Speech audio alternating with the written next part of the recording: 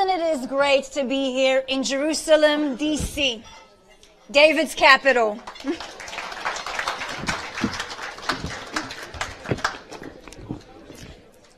Thinking of what I will write, what I will write, and what I will say here this evening, I was thinking that for thousands of years, writers, poets, leaders, scholars have written books, sang songs to Jerusalem, its sanctity, its beauty, and its meaning to the people of Israel and the entire world. From King David in the book of Psalms, through Rabbi Yehuda Halevi to Naomi Shemer, everyone praised you. Therefore, it is difficult for me to add any words about Jerusalem that hasn't yet been spoken. Everyone has his or her personal connection to Jerusalem, a thin thread of contact, a place or a special moment of Jerusalem that is only his. And I wish to share with you tonight my special moment.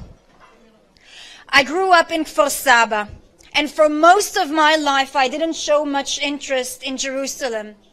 It was a distant, unfamiliar city with heavy stones and a lot of history. A place where you would go on a yearly trip or a bar mitzvah. After high school, I chose to do my military service as a combat soldier in Magav. I went through intensive, challenging training. It was 2002, a year full of terror attacks during the Second Intifada. In the midst of exhausting training, the Tishrei holiday arrived, and it was decided that we remain at the base for Yom Kippur. On the eve of Yom Kippur, we started to prepare to fast, prayer, and like every IDF recruit, sleep for many hours after months of accumulated fatigue. An hour before the holiday began, and following specific warning for a potential terror attack, we received an order to reinforce the guard in the old city.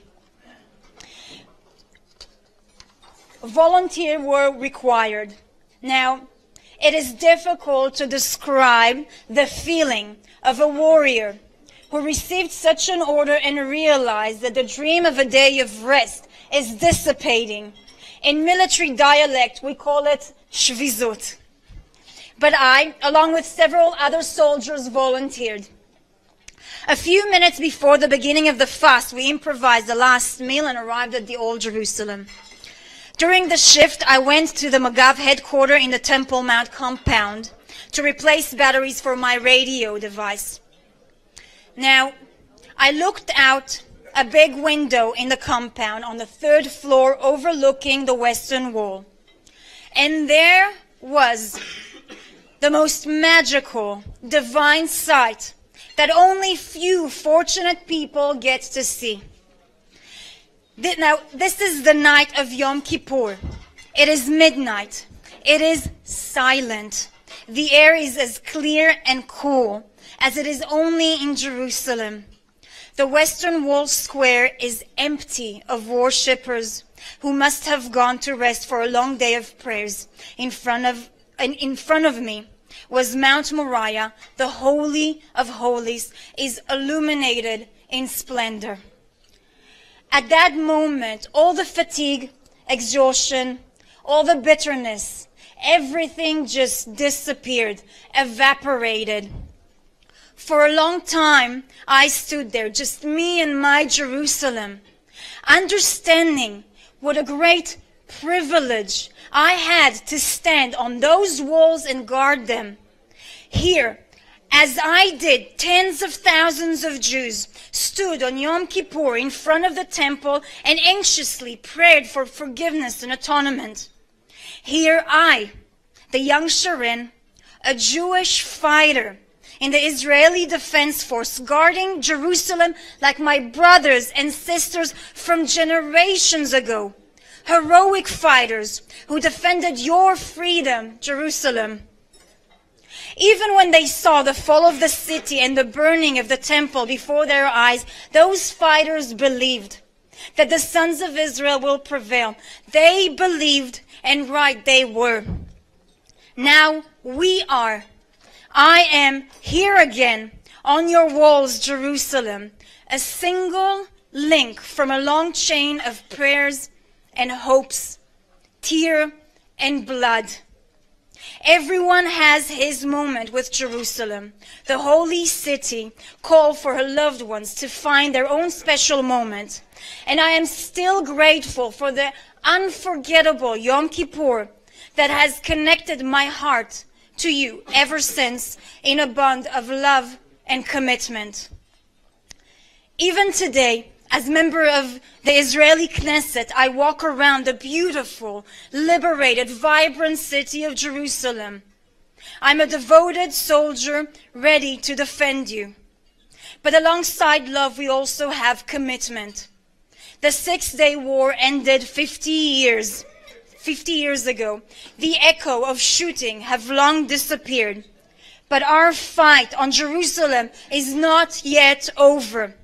The battle for Jerusalem is taking a new shape with terror attacks, terrorism, whose sole purpose is to disrupt life in the holy city, to frighten those who enter its gate and to distance us from Jerusalem.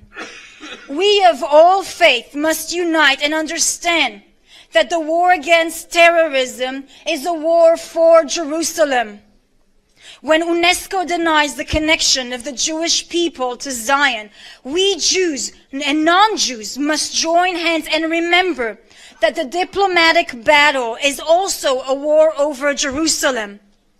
And when facing those who misses those days before 67, when Jerusalem was a small border town at the end of a narrow corridor surrounded with mines, when Jews were not allowed to visit the Western Wall and the Mount of Olives, when facing those people, we must unite and remember that the fight for the historical truth is also a frontier in the battle for Jerusalem. This fight has been going on for generations. This fight is still happening today. This is a special time in history. For generations, leaders, countries, and some of the international community had failed the Jewish people through violent genocide, forced conversion, yet we survived. This is a chance for them to show some for the first time that they will stand beside the Jewish people and support them. To show that this time they will fight to protect the Jewish people and their culture. Jerusalem is the heart of our culture, our religion, our history. It is part of our identity. Only together, with our arms held together, I'm sure we will win.